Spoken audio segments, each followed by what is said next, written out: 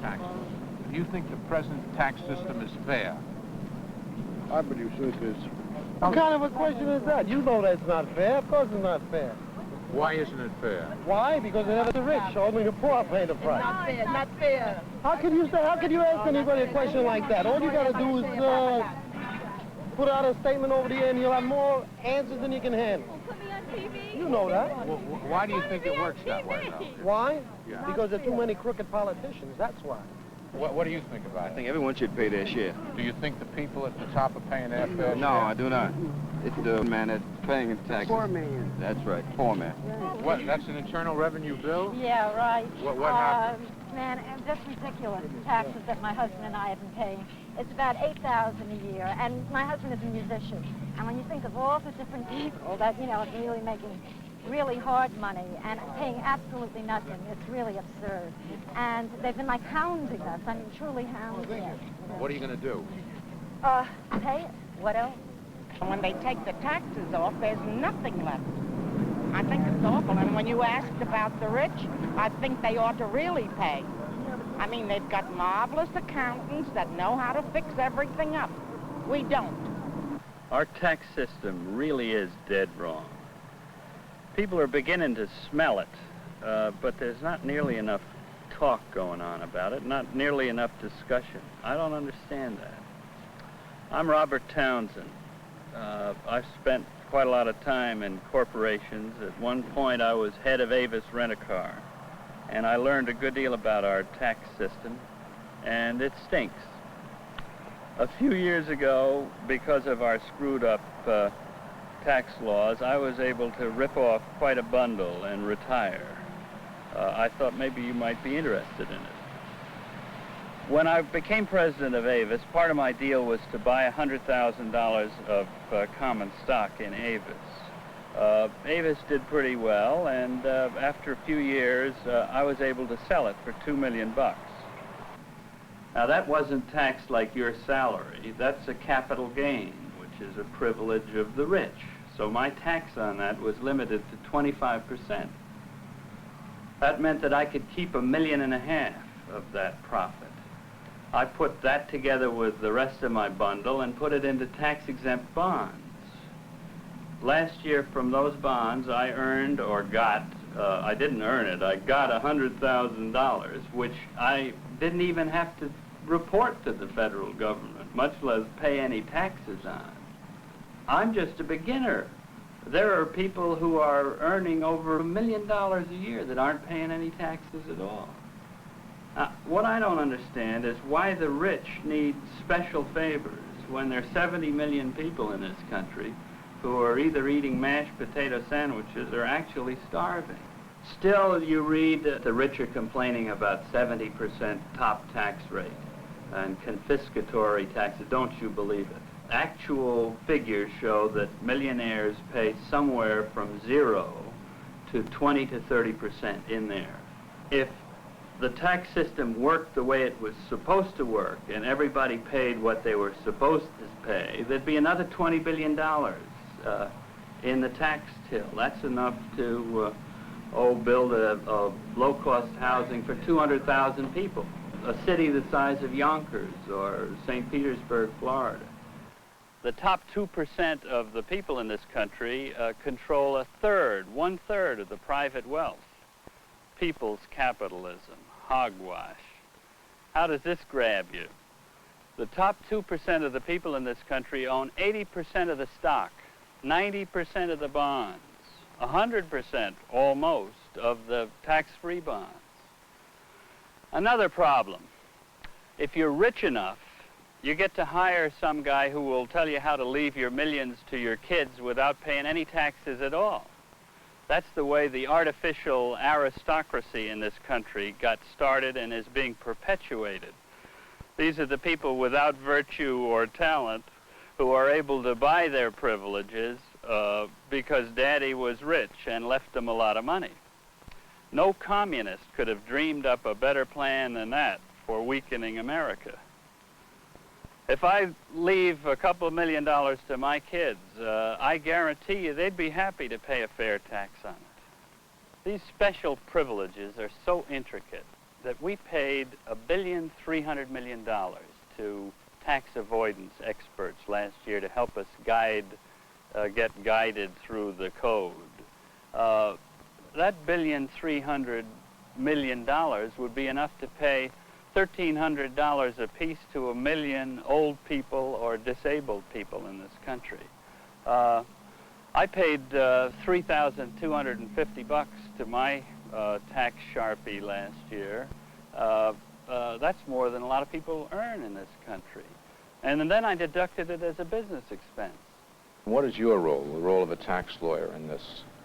Well, our role is to see that our clients get their share of this $20 to $25 billion of tax subsidy that Congress has granted. And I think our clients do get their share. When I read that a big firm gets some kind of a favorable tax ruling, does that mean a tax lawyer like yourself has worked out some of the complexities that the government might question in favor of the client? Yes, it does. If a client is going to go into a substantial real estate investment, and if the tax advantage of that investment is to see that the depreciation is allocated to the investors and not to the general partner, we have to be sure that it works. We know what some of the ground rules are, and we generally are able to see that it is set up so that it does work. But when we get stumped, we can go to the Internal Revenue Service and give them the facts and say, will you rule in advance that we will get the depreciation deductions we're looking for? And they do issue those rulings. It is a game, and everybody likes to score a touchdown now and then. We score some, and the government scores some against us. Is a firm like this one paid, are you paid by the day or percentage of the tax, the size of the deal? How does it work? It's very difficult to define how a legal fee is determined. We keep time records. Obviously, results accomplished are a major factor, of course. If by some miracle I got $1 million and I came to you and I said, can you help me set this up so that I get some income and I can avoid taxes? Could you help me? Yes, Al, there are people who just make specialties of this. There are books on the subject. There are people who make their livelihood by seeing that people with lots of income and lots of capital can get into situations that will lighten their tax burden or eliminate it completely for many years.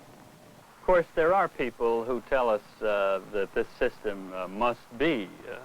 They say that if there aren't extra profits to be made by capital gains, by tax shelters in real estate and oil, the whole free enterprise system will go down the drain. Nobody will put up the capital to make our economy expand and prosper. They say if taxes go any higher for them, we'd be into socialism, and it would be the end of free enterprise. Back in the 30s, they told us when the wage and hour law was being proposed that would be the end of free enterprise. When it came to the 5-day week and the 8-hour day, they told us that was a Bolshevik plot. Actually, all of these changes strengthened industry. A fair tax system is going to strengthen industry, too. You know, 200 years ago, we were paying taxes to an unresponsive government. Today, if my reading of the country is correct, we're paying outrageous taxes to an even more unresponsive government. Yet I wonder how many of us would attend a Boston Tea Party today. Something to think about. You know, people used to be enraged about the injustices in the tax code. Not today. I wonder why. Does everybody think that they're going to make it across that line to become fat cats someday? Look, there are two kinds of money. There's walking around money, which is what your paycheck is, and there's keeping money, which is a nest egg. I inherited $500,000 of keeping money. Without that as a start, I'd have never made it. There's no way. And you're not going to make it either with the tax rules written by the rich.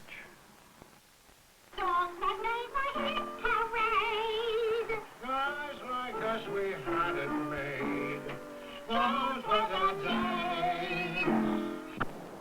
Last year, U.S. Steel, the 13th largest corporation in the nation, did $5 billion of business, reported a profit of $150 million, and didn't pay any U.S. income taxes at all. The oil industry, with its depletion allowances and deductions for intangible drilling expenses, is the biggest tax avoider. Congress tried to close some of these loopholes in 1969. They failed. Well, look, I look upon this as being a system that Congress looked at very, very carefully in the past, and they felt, as I feel today, that these provisions were needed in order to spur oil companies on to search for more oil, to search for more gas, and thus we have our depletion allowance in the oil industry. Under the depletion allowance, an oil company in perpetuity deducts 23% as the depletion allowance after it's recovered its costs once, twice, 20 or 30 times. Do you think that's equitable? They're allowed to, and I don't want to get into any technical discussion on all the aspects of depletion, because But I mean, the Treasury Department itself has said there may be a more effective way to stimulate. Maybe there is, but they haven't come up with it. And the mere fact that someone comes along and argues against the depletion allowance without suggesting some substitute for it, which would allow the oil companies to continue their exploration program and all, this is rather foolish, it seems to me. Back a few years ago, General Electric, Westinghouse, and a few other electrical giants got caught price fixing.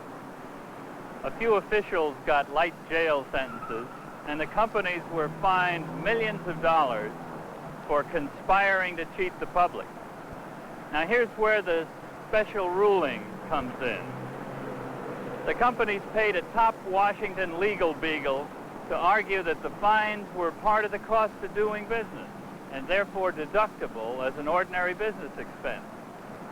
The IRS went along with this relaxed view of things. So the public ended up paying twice, the price gouge and higher taxes to make up for those corporate deductions. See what happens when you try to deduct the parking ticket you get while you're at work. Woo!